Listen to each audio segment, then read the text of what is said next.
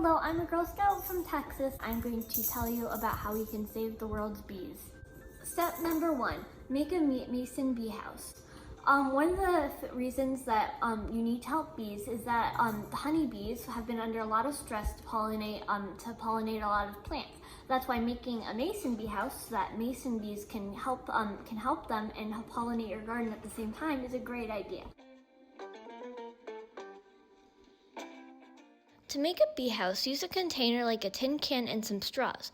Make sure straws are different lengths to help bees locate the hole that they are using. Straws need to be as big or bigger than the width of a pencil so that they can get it. Some other fun facts about mason bees are, mason bees stay within 300 feet of their nest so they won't go out of your area. Mason bees are active at lower temperatures and can fly even in light rain, unlike honeybees. And they pollinate a lot more too. Female mason bees can decide whether to lay male or female eggs. Mason bees really are amazing creatures.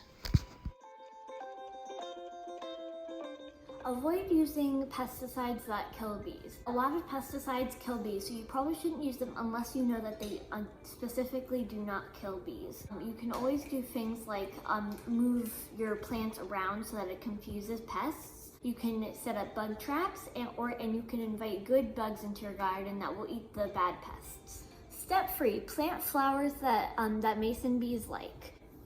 Mason bees are attracted to flowers that are either blue, purple, or yellow. They also like plants like asters, poppies, xylem, and black-eyed Susans. Flowers with open petals are best so that they can get in and get the pollen.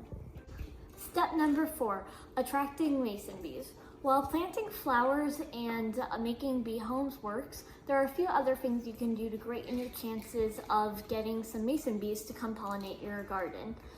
Some of these include keep a supply of mud nearby and keep it moist. You can also research different types of mason bee beekeeping so you can learn how to do it right. Thank you for listening to my tips to help save the bees.